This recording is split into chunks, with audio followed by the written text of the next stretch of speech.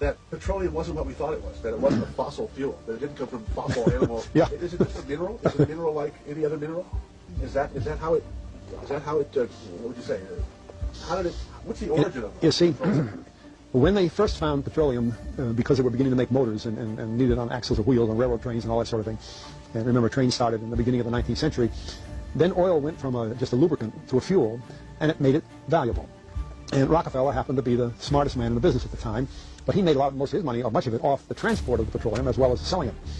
But one thing they realized was, because oil is putting a price on oil is like putting a price on a pail of water. You know, no initial cost. It's in the ground, and in those days they were some of it almost what you'd call surface mining the oil. They didn't go down deep. So in order to get the price up, they hit on the idea that they would have to make it appear to be scarce. That boy, after we take the next few barrels out, we're probably going to have to close as well. You know, that kind of thing. Well, a very fortuitous event. In 1892, there was a convention in Geneva of scientists to determine what organic substances are. Well, the definition of organic is a substance with hydrogen, oxygen, and carbon. And so it's usually a living substance, a tree. You analyze a dead tree, hydrogen, carbon, and oxygen, and grass, and so on, living things. Animals, we are hydrogen, oxygen, and carbon. So at this Geneva Convention, Rockefeller took advantage of sending some scientists over who said, oil, petroleum, is hydrogen, oxygen, and carbon. Therefore, it must be derived from the spoiling, the rotting of formerly living matter. And playing the game properly, when this scientific convention was over, they defined oil as the residue from formerly living matter. Well, that makes it a fossil fuel. I don't know why they decided to use the word fossil, but it says formerly living matter is fossil. Well, of course, today, and another thing we should know is that there has never been a fossil, a real fossil, found below 16,000 feet. And you can't argue at 16,000 as a level line because someplace the ground sinks and so on, but 16 is what the scientists say, 16,000. We mine oil, or we drill for oil, at 30,000, 33,000, 28,000 every day of the week. So right there, we rule it out that it isn't fossil fuel. It's called fossil fuel for the minds of the public to feel that it is an asset that is running out, being depleted. We talk about depletion allowance, which is a lot of, and actually, if you know the world's oil supply, you know that it is not going to run out for an awfully long time. It is the second most prevalent liquid on Earth. And we haven't begun to... Well, with all that background, you see, the people in charge of the petroleum business, for perfectly reasonable business things, like any other man in the business, wants to keep his price as high as he can get away with. And the way to do is just say, well, there's no more. The last barrel is going to cost $1,000, and then it's all done. And they preach that stuff. What bothers me is that in geology books, it's in there. The geologists say it's a fossil fuel. Somehow they've been bought. I mean, I went to a 4-year federal staff energy seminar run by the government of the United States during the so-called energy crisis. I was the participant that represented the railroad industry. The airline industry was there.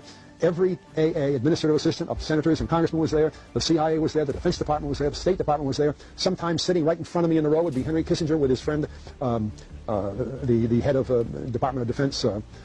That's too bad, I can't put the names with them. But anyway, people like that, top men in the government, sitting there listening to the Federal Staff Energy Seminar.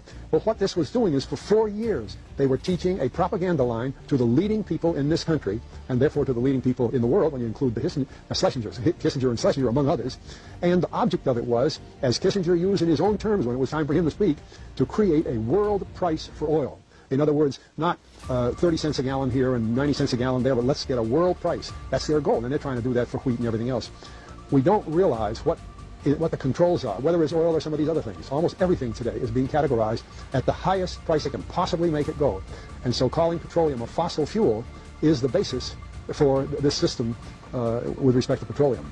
And I don't know if the name Arthur Kantrowitz rings any bell. Arthur Kantrowitz is the head of the Kantrowitz Labs, set up by the AFCO company near Boston, scientific laboratories, and a great man in the scientific world. And Kantrowitz and I were sitting at a table at this seminar once, and the table happened to be all young college grad, PhD geologists. And so just to get a conversation started, I turned to Kantrowitz and I said, Arthur, what do you think about this foolishness of these speakers talking about fossil fuel? And it was kind of put up. He started laughing. He said, that gets me. He says, I don't have a geology degree, but he had 1,000 other degrees. He said, I don't understand. He said, you'd think that these heads, these other fellows at the table, we did it on purpose, start listening, And he actually said, are you gentlemen? He says, you're here at the meeting. Are you gentlemen by any chance geologists? And one fellow, yes, I am. And the other, he said, well, why don't you tell me? He said, why is oil? He went on like that. We brought the house down because nobody could argue with Kantrowitz. He like Einstein. People aren't going to, and he told him right there, he said, just drop it. But it's in all the books, in all the papers. But it started from that strange meeting in 1892, a scientific convention. I have a big, thick scientific encyclopedia put out by the Devon Ostrom Company that's about 15 years old now, but it has the whole story of the conference. It doesn't have the Rockefeller part, but it has the whole story of how they straightened out organic chemicals and how it's all figured, and they've got petroleum right in there. Amazing. Amazing. So these aren't accidental things, you see. There's a dollar sign behind almost everything.